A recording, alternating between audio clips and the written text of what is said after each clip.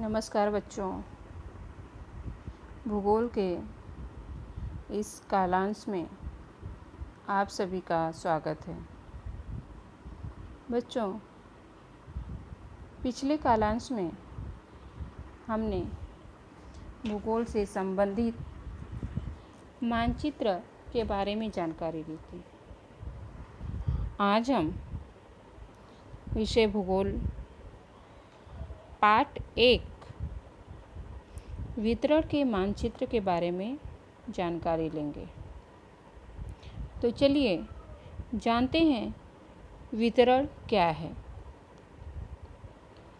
वितरण के मानचित्र निश्चित सांख्यिकीय आंकड़ों पर आधारित किसी तत्व के वितरण को प्रदर्शित करने वाले मानचित्र को वितरण मानचित्र कहते हैं। प्राकृतिक एवं सांस्कृतिक वातावरण के किसी तत्व का वितरण प्रदर्शित करने वाले मानचित्र को वितरण मानचित्र कहते हैं। जैसे वर्षा का वितरण, वन वितरण, उद्योग वितरण इत्यादि। बच्चों, वितरण मानचित्र की 2 विधियां मानी गई हैं। नंबर 1 गुणात्मक विधि, जिसके 5 प्रकार हैं। रंग रेख विधि, सामान्य छाया विधि, चित्री विधि, वन प्रतीक विधि और नामकरण विधि। नंबर 2 मात्रात्मक विधि। इसमें नंबर 1 सममान रेखा विधि, वर्ण मात्री विधि, बिंदु विधि और आलेख विधि। बच्चों, थोड़ी सी जानकारी लेते हैं उद्देशात्मक मानचित्र के बारे में। उद्देशात्मक मानचित्र क्या होता है? जो मानचित्र किसी विशेष उद्देश्य से तैयार किए जाते हैं उन्हें हम उद्देशात्मक मानचित्र कहते हैं। बच्चों, हम जो भी मानचित्र तैयार करते हैं, भारत का हो, महाराष्ट्र का हो या किसी ज़िले का हो, जैसे अमरावती ज़िला, कोल्हापुर, ठाणे ज़िला, तो हम उस मानचित्र को बनाने से पहले हमारा एक उद्देश्य होता है कि इस मानचित्र में हम क्या दर्शाएंगे, क्या अंकित करेंगे। जैसे प्रदेश की वर्षा दर्शाना है, या प्रदेश का तापमान दर्शाना है, या प्रदेश में स्थित जनसंख्या के वितरण को दर्शाना है। यह हमारा उद्देश्य होता है। बच्चों, वितरण के मानचित्र। वितरण मानचित्र 3 प्रकार के माने गए हैं। बिंदु पद्धति, क्षेत्र घन पद्धति और समघन पद्धति। बच्चों, सबसे पहले हम बिंदु पद्धति के बारे में जानकारी लेंगे कि बिंदु पद्धति हमारे लिए कैसी है, इसका उपयोग हमें कैसे करना है और यह कितनी सरल है और महत्वपूर्ण है। बिंदु पद्धति। बिंदु पद्धति के मानचित्र तैयार करते समय केवल गणना के आधार पर प्राप्त जानकारी का उपयोग किया जाता है। मात्रात्मक मानचित्रों में वितरण दर्शाने के लिए बिंदु पद्धति का उपयोग करना आवश्यक है। बच्चों, बिंदु पद्धति हमारे लिए सबसे सरल, महत्वपूर्ण और उपयोगी मानी जाती है। बिंदु पद्धति निरपेक्ष आंकड़ों को दर्शाने के लिए सबसे अच्छी विधि मानी गई है। बच्चों, जिस भी क्षेत्र का बिंदु मानचित्र हमें बनाना है, वहाँ का राजनीतिक मानचित्र हमारे पास अवश्य होना चाहिए। मानचित्र में इकाई जितनी छोटी होगी, हमारा मानचित्र उतना ही शुद्ध होगा।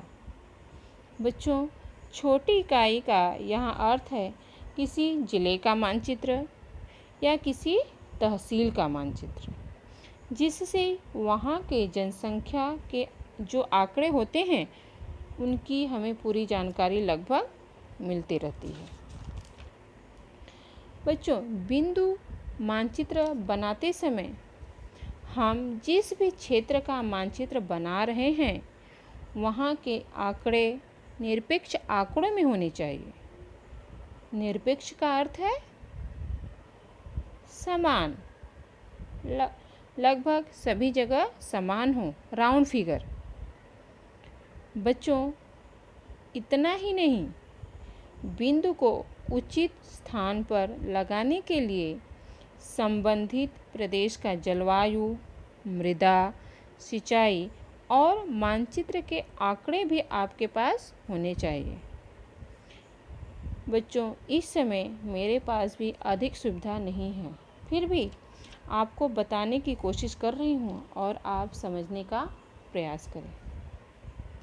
जैसे बच्चों, बिंदु पद्धति का प्रयोग कैसे होता है, इसके लिए मैंने भारत का राजनीतिक मानचित्र लिया है। इसको हमें बिंदु पद्धति का प्रयोग करते हुए जनसंख्या के आंकड़ों को दर्शाना है। तो चलिए देखते हैं जनसंख्या को दर्शाने के लिए बिंदु पद्धति का प्रयोग कैसे किया जाता है। बच्चों, आपके स्क्रीन पर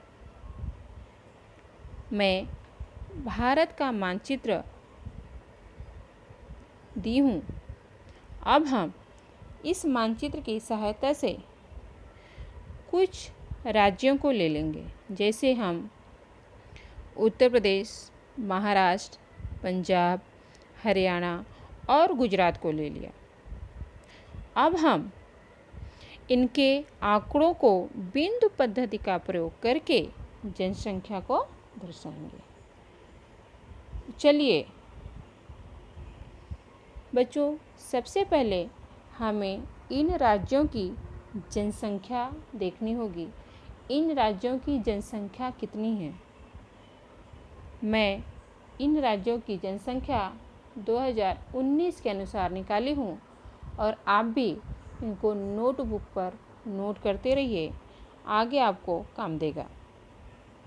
जो उत्तर प्रदेश की जनसंख्या लगभग 20 करोड़ 60 लाख है। महाराष्ट्र की जनसंख्या 12 करोड़, पंजाब की जनसंख्या 2 करोड़ 80 लाख, हरियाणा की जनसंख्या 2 करोड़ 54 लाख और गुजरात की जनसंख्या 6 करोड़ 27 लाख है। अब हम इन राज्यों में जनसंख्या के आंकड़ों को दर्शाने के लिए कितने बिंदु लगेंगे उनकी जानकारी निकालेंगे, उनकी संख्या निकालेंगे। तो इसके लिए हमें किसकी आवश्यकता होगी? पैमाने की। तो यहाँ पर हम एक पैमाना मानकर चलेंगे। तो हमारा पैमाना होगा, तो बच्चों हमारा पैमाना होगा 1 बिंदु बराबर 60 लाख की जनसंख्या। 1 बिंदु बराबर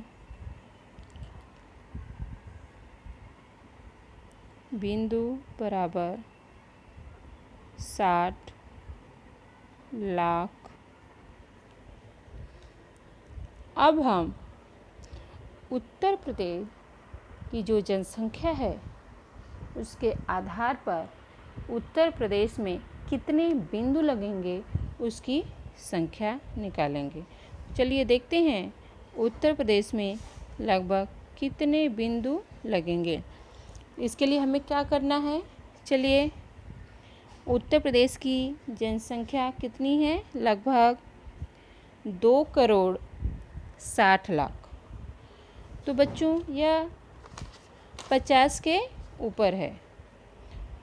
तो इसके लिए हमें क्या करना है? राउंड फिगर लेना है। तो हम क्या करेंगे? 20 करोड़ 60 लाख को हम सीधा सीधा 21 करोड़ करेंगे। कितना करेंगे? 21 करोड़। अब हम उत्तर प्रदेश की जो जनसंख्या है उसमें 21 करोड़ हमने पैमाना माना है 1 बिंदु बराबर 60 लाख। 21 करोड़ बटे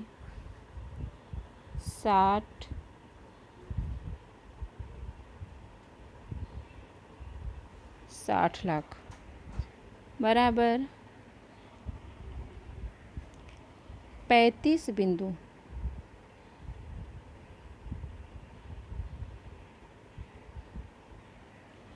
तो इस प्रकार हम उत्तर प्रदेश में 35 बिंदु एक समान तरीके से लगाएंगे।